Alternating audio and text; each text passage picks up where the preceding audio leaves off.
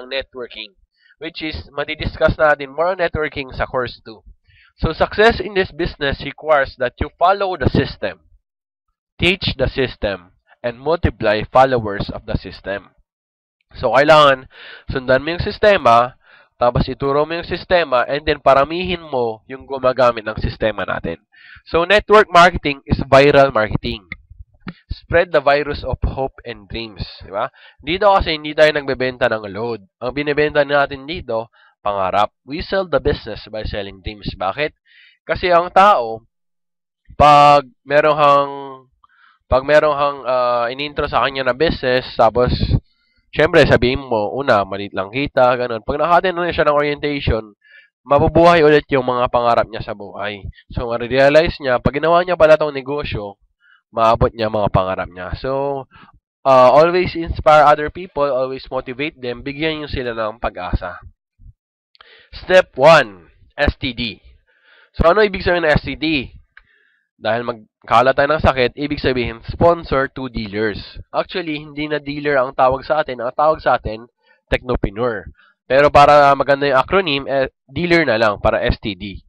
So, do it in 1 week or 1 month. Depende sa'yo. Kung gusto mo mapabilis yung pagyaman mo, gawin mo siya in 1 week. Kung gusto mo mapatagal yung pagyaman mo, gawin mo siya in 1 month. So, dito naman, sa sponsor to dealers, hindi ibig sabihin na ikaw ang magbabayad ng registration form nila. Siyempre, ang sponsor, ibig sabihin, ikaw yung mentor nila, ikaw yung nag-invite sa kanila. Okay? So, ang tawag sa iyo, kung ikaw nag-invite sa downline mo, ang tawag niya sa iyo, sponsor or mentor. So, step 1, bago mo isipin yung million mo, yung 10,000 mo, 100,000 mo, 1 million mo, 10 millions mo, step 1 ka muna. Kasi pang advanced steps na yung earnings. So, dito, step 1, hanapin yung dalawang tao. Focus makes everything doable and helps achieve the goal. So, eto na yung sinasabi ko kanina, bago mo isipin yung mga millions mo, isipin mo muna yung step 1 mo. And then dito, sa networking kasi, kadalasan mali ng mga tao, pinapagsabay nila maraming kumpanya, like 2 or 3 companies. And then sasabihin, focus naman ako sa 3 kumpanya. Ito ang tanong. Kung hindi ka nga maging top earner sa isang kumpanya, paano ka maging top earner sa maraming kumpanya? Diba? So, isa pang quote about focus, if you chase 2 rabbits at the same time, both will escape. So, focus, 1 company lang tayo, V-Mobile, 1 team, Generals, 1 goal, which is to become a millionaire. Okay? So, 1 team, 1 goal. So, eto, pwede kang gumawa ng prospect list.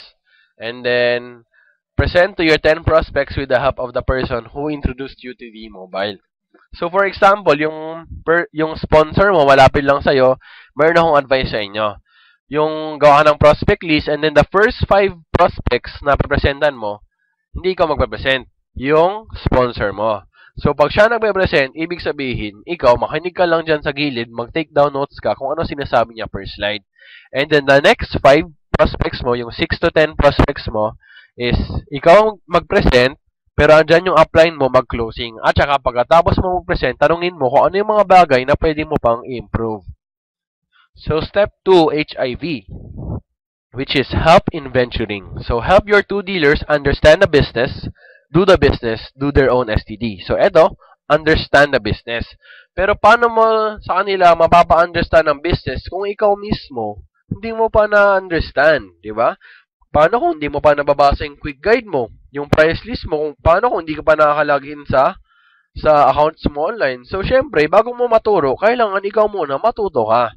So, para matuto sila, gawin yung negosyo and gawin yung sarili nilang STD. Ibig sabihin, tuturuan mo sila kung paano mahanap yung dalawa nilang leaders. So, do their own STD. Step 3 is AIDS.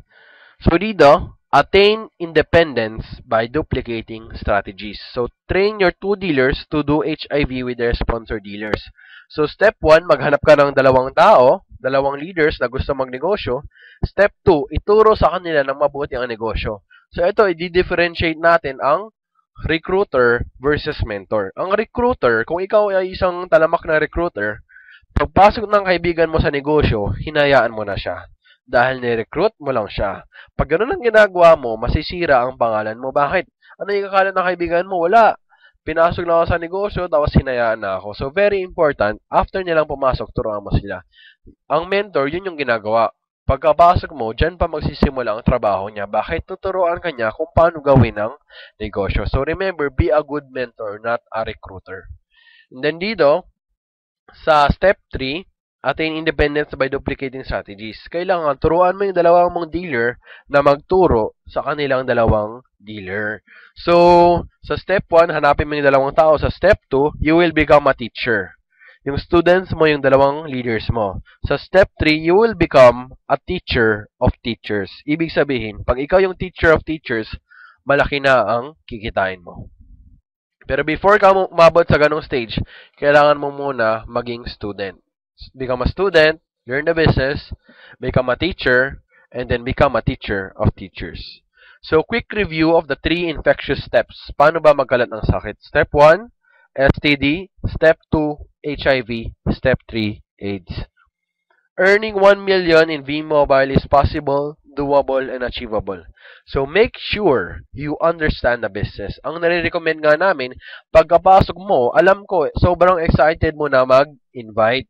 Pero pigilan mo yung sarili mo. For 1 whole week, huwag ka muna mag-invite. Aralin mo muna yung negosyo. Kasi kaya maraming nagfe-fail dahil nag-quit sila. Bakit sila nag-quit? Nung bago pa lang sila, wala pa silang alam sa negosyo, nag-imbita na sila. Kaya pag imbita nila, meron lang konting tanong yung prospect na sobrang dali, pero hindi nila masagot. Like for example, tanong ng prospect sa'yo, paano mag-load? Eh ikaw, bago ka pa. Hindi mo alam. So, sasabihin mo, ay mahirap pala to. Pero sa totoo lang, hindi siya mahirap. Hindi mo lang talaga alam yung sagot. Hindi ka pa equipped. So, for 1 whole week, wag kang mag-invite. Aralin mo yung negosyo. So, do steps 1 to 3, STD, HIV, AIDS, and then earn 1 million in 3 months or 1 year. So, bakit 1 year to? Siyempre, 1 year to, pag hinanap mo yung, pag nag-start ka, STD in 1 month. And then, tinuruan mo rin sila ng STD in 1 month. So, pwede kang maging millionaire in 1 year. Or, pwede kang maging millionaire in 3 months. Paano? Pag ginawa mo yung STD in 1 week. So, depende sa'yo kung kailan mo gusto maging millionaire, 3 months or 1 year.